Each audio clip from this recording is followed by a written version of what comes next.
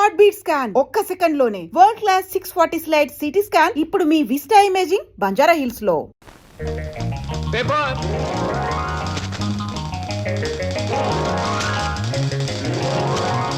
పంతులు గారు పేపరు. అమ్మయ్యా paper boy. నన్నే? అవును నిన్నే. నా పేరు పేపర్ బాయ్ కాదండి, వీర వెంకట విజయ శ్రీనివాస్ వరప్రసాద్. పూర్తిగా పిలవలేని కొంతమంది బద్దకస్తులు శ్రీనివాస్ అంటారు, ముచ్చటగా ముద్దుగా పిలవాలనుకున్న వారు సీను అంటారు. సుబ్బమ్మ గారు. నా పేరు సుబ్బమ్మ కాదు, లలిత. ఓహో, మరి మిమ్మల్ని ముద్దుగా విని పిలుస్తారు లల్లి అనా? పిల్లి అని. నీకెందుకు? పేరు లలితంగా ఉంది, పర్సనాలిటీ లలిత లావణ్యంగా ఉంది. ఏమిటి వెటకారంగా ఉందా? అసలు పేపర్ అలా రాయిస్తున్నట్టు విసడం ఏమిటి? చేతికి వచ్చుగా. ఇవ్వచ్చు అనుకోండి, ప్రతి వాళ్ళ చేతికి ఇస్తూ పోతే కొంతమందికి ఇవాళ ఉదయం పేపర్ రేపు సాయంత్రానికి, రేపు సాయంత్రం పేపర్ ఎల్లుండి దానికి అందుతుంది. అందుకని కొన్ని విసరాలి, కొన్ని ఎగరేయాలి, కొన్ని చేతికి ఇవ్వాలి. నేను ఎంత గట్టిగా విసిరినా పడే వాళ్ళ చేతిలో అది పువ్వులా పడటం మన టాలెంట్. చాలండి, మీరు వెళ్ళొచ్చు. చూడండి, ఆ పేపర్ లో పేజ్ నంబర్ 4 కాలం నంబర్ 3లో ఆడవాళ్ళకు పనికొచ్చే ఉద్యోగాల ప్రకటన ఉంది. నేను ఉద్యోగం కోసం ప్రయత్నిస్తున్నట్టు ఇతనికి ఎలా తెలుసు? ఏమేం మరదలా, ఆ పేపరు నీకు ముందే తెలుసా? ఏంటే రోడ్డు మీద పరాయివాడితో పరాసుకెళ్ళటే చెప్పా. పరాయివాడు కాదు, అతను నా బాయ్ ఫ్రెండ్. ఏటే బాయ్ ఫ్రెండా? చెట్టంత బావగారిని, నీ ఎక్కకు మొగుణ్ణి, నేనుండగా ఆడేవాడే బాయ్ ఫ్రెండ్. బాయ్ ఫ్రెండ్ అయినా, మ్యాన్ ఫ్రెండ్ అయినా, ఫ్రెండ్ ఫ్రెండ్ అయినా అని నేనే. ఇదిగో, రోజు రోజుకి నువ్వు హద్దు మీరుతున్నావు, జాగ్రత్త. ఆహా, నన్ను జాగ్రత్త అన్నది గొప్పదాని అయిపోయావా? చూడవే, నీ చెల్లెలు నన్నే పట్టుపట్లాడించేస్తుంది. Shut up. మంచి గొడ్డుకో దెబ్బ, మంచి మనిషికో మాట అన్నారు. మాటతో మారటానికి నువ్వు మనిషివి కాదు, 4 బాదడానికి గొడ్డువి కాదు. విన్నావటి నీ చెల్లెలు ఏముంటుందో? నీ మనిషిని కాదట, పశువుని కాదట.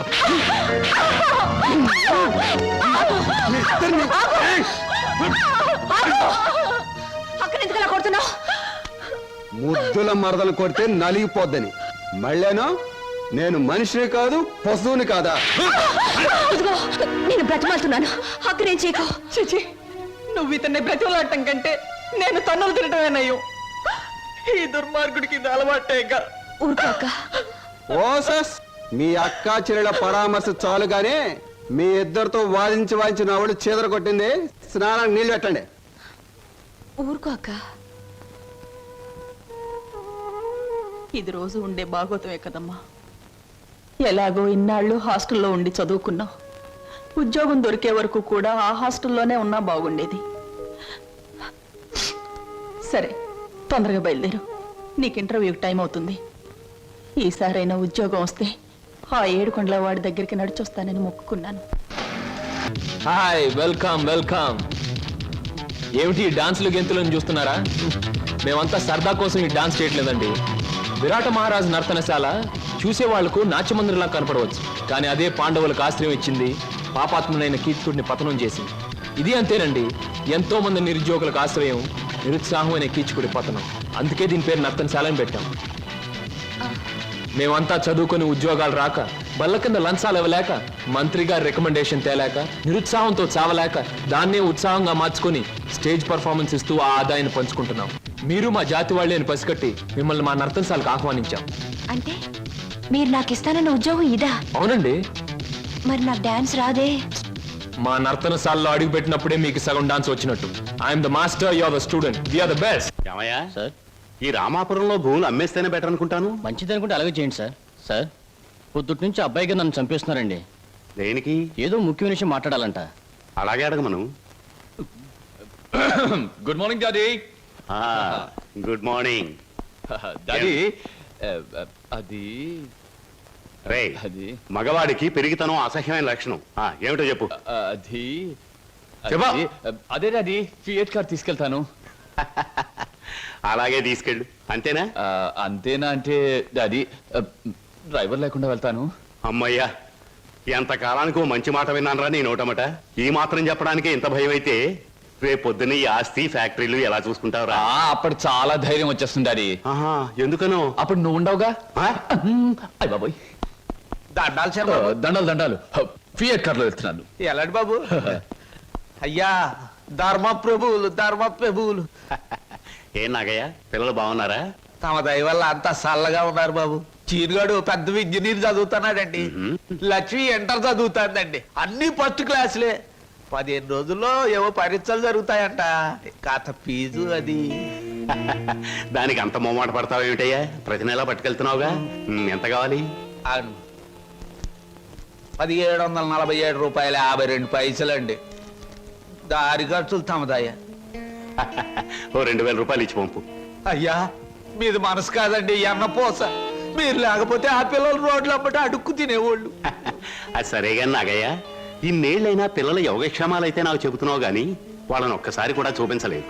పిల్లల్ని ఒకసారి చూడాలనుంది. చూపిస్తానయ్యా, తప్పకుండా చూపిస్తాను. తమరు గర్వపడేలాగా చూపిస్తాను.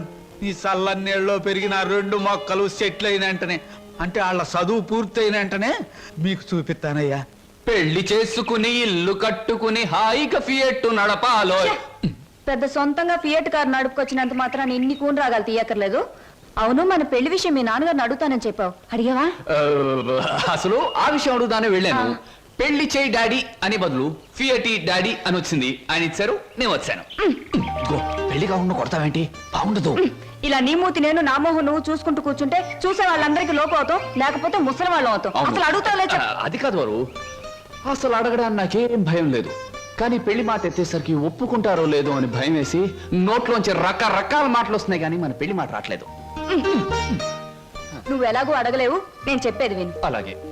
మా అన్నయ్య డాన్స్ ప్రోగ్రామ్ అవగానే చాలా హ్యాపీగా ఉంటాడు. Is it? ఆ, ఈ నెల 10వ తేదీన హోటల్ కోరమండలో మా అన్నయ్య డాన్స్ ప్రోగ్రామ్ ఉంది. వెళదామా?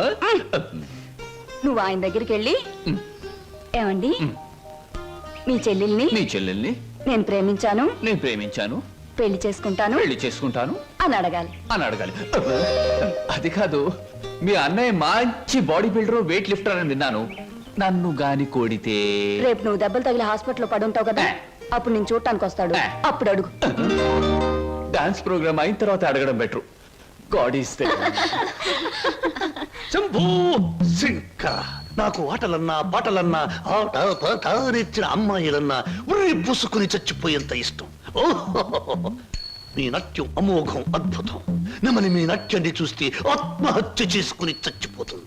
కోయిల మీ పాట వింటే ఉర్రి పూసుకుని చచ్చిపోతుంది. కోడి పుంజు పెట్ట మీ వయ్యారాన్ని తిలకిస్తే తేనె పట్టంత గుడ్డు పెడుతుంది. ఆవు మీ వయ్యారాన్ని తిలకిస్తే 1 లీటర్కు బదులు 6 లీటర్ల పాలు ఎక్కువ ఇస్తుంది. గాడిదలు మీ అందాన్ని చూస్తే గుర్రాలైపోతాయి. అందుకే నా బిరుదు బంధులకు బంధు, బిందులకు బిందు, గళ బంధు. పదవే. ఒరే నిశాచరా, నేను చెప్పినవన్నీ ఆ అమ్మాయికేగా? అవునండి. మరి ఆ పిల్లల వెళ్ళిపోయింది. ఈ మధ్య ఆడాళ్ళకి శివుడు ఎక్కువైందని పేపర్లో చదివాను. హలో శంభూ శంకర, నేను ఈ హోటల్ కి హోల్సేల్ గా ప్రొపరేటర్ని. నా పేరు బొక్కాలంబోదరం, ఓ రఫ్ బోలా. ఏమిటి గోల? జాగీల చెప్పెద గిలగిల బిలబిల. ఓ మీ నాట్యం అమోఘం, అద్భుతం. ఆ అడుగులో జిడుగు, అందమైన మడుగులో వెన్నెల కథం తొక్కుతూ. ఓ ఏ మా కదలికలు, భంగిమలు, భుంగిమలు, మీకివే మా జోహాలు. పెట్టలేము మీ ఆటపాటలకు చెడ్డ పేర్లు, గిడ్డ పేర్లు. ఇటు తిరగండి. Thanks very much. సార్, ఏమిటయ్యా? అది మీరు డాన్స్ బాగా చేశారండి. Thank you sir. Me steps కూడా అదిరిపోయండి. అదేంటయ్యా, స్టేజ్ బానే ఉందిగా. మీరు బాలే జోకులు వేస్తారండి. I'm sorry sir.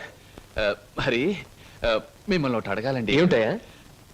అది అదే మీ చెప్పు. అదే మీ చెప్పు. అదేనండి, మీ ఆటోగ్రాఫ్ కావాలండి. ఓ, ఆటోగ్రాఫా? ఏం చేస్తారు ఈ ఆటోగ్రాఫ్ తో? ఇంటికి వెళ్ళండి, చూసుకుంటానండి. దాని తర్వాత దాని తర్వాత మళ్ళీ చూసుకుంటానండి. బాగా చూసుకో. అలాగే. అడిగావు మా అన్నయ్యని?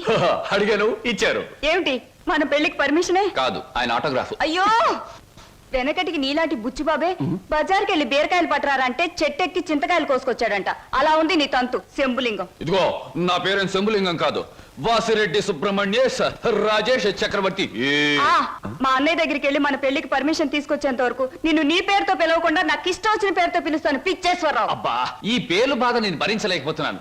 ఈసారి డెఫినెట్ గా వెళ్ళి తెస్తాను, లేదా మీ అన్నయ్య ఆటో కింద పడి చస్తాను. తెచ్చి చూపించు శంభులింగం. మళ్ళీ ఇదేమిటి? పోని సెటగోపాచారి. నీ పేరు ఎనిమిదాకుల వెంకట్రావు అవునా? అవును సార్. ఎనిమిదాకులు అని ఎందుకు పెట్టుకున్నావు? ఏడాకులను ఎందుకు పెట్టుకోలే? నే చెబుతా, ఏడాకు చదివిన కంటే ఇంకో ఆకు ఎక్కువ చదువు ఉంటారు వీళ్ళు వంశం వాళ్ళు. అయ్ ఒరే ఎనిమిదాకులు, నువ్వేదో గొప్పవాడివని నిన్ను ఇక్కడికి పిలిపించలేదు. నీకో పెళ్ళాం ఉంది, దానికి నువ్వు మూడివి, దానికో చెల్లెలుంది, అది నీకు మరదలు, అందమైన మరదలు, హంసలాంటి మరదలు, యువకుల హృదయాలను కదిలించి హింసలాంటి మరదలు. నువ్వు పరమహంసవి. ఆ మరదలికి పెళ్లి చేయలేకపోవడం పరమహింస లాంటిది. దానికి పెళ్ళి ఏంటండి? చూస్తాను ₹10 దొరికితే పెళ్లి చేస్తాను, లేదని నేనే కట్టేసుకుంటానండి. ఒరే ఎనిమిదాకుల వెంకట్రావు, ఇంకొక్కసారి ఆ కోత కూసావంటే నిన్ను ఎండుటాకులు చేసి అగ్గిపుల్ల గీసి ముట్టించేస్తే మాడి మసిపోతావు. సమాచారం ఆవేశపడండి. మొన్నసారి ఇలా ఆవేశపడి పిల్లరిస్తే కుక్కను చంపేశారు. ఒరే నిశాచరా, ఒరే, ఆయ్, నీ మరదలికి వెంటనే పెళ్లి చేయబోతు. పెళ్ళా? నేనెలా చేయగలండి? ఎలా? ఈ డబ్బు రేపు నీ మరదలి పెళ్లి ఖర్చులకు గాను, నీ మరదలికి నేను నిర్ణయించబోయే ఉత్తమ పురుషులతో పెళ్లికి ఒప్పుకొనుటకు గాను. అందువల్ల మీ ప్రయోజనం ఏంటండి? తాజ్ మహల్ మీద తాటికాయ పడినా పర్వాలేదు గాని ఈడుచ్చిన ఆడపిల్ల మీద ఈగ బారినా ఒప్పుకోను. 10 మంది ఆడదాన్ని 10 రకాలుగా అనుకుంటే 20 రకాలుగా నాకు అవమానంగా ఉంటుంది, 30 రకాలుగా బాధగా ఉంటుంది, 100 రకాలుగా నా మనసు చెడిపోతుంది. అందుకే చెయ్యాలి పెళ్లి. సిద్ధం చెయ్యి వెంటనే వెళ్ళి. అలాగేనండి.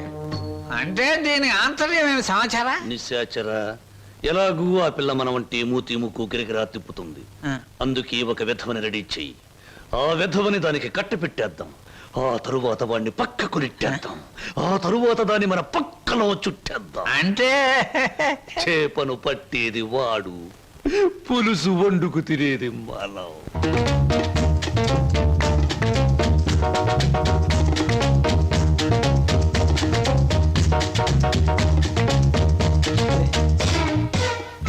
ఏమిటండి ఇవాళ నుంచి కొత్త పాట ప్రాక్టీస్ చేద్దాం అనుకున్నాం, గుర్తులేదా? ఏమిటి ఆలస్యంగా వచ్చారు? Any problem? అవును, ఏమిటా ప్రాబ్లం? మనసు ప్రాబ్లం. అమ్మో, అయితే కొద్ది కష్టమే, అయినా చెప్పండి, ప్రయత్నిస్తాను. ఈ రోజు సాయంత్రం నా పెళ్లి చూపులు ఏర్పాటు చేశారు. ఓ కంగ్రాట్స్.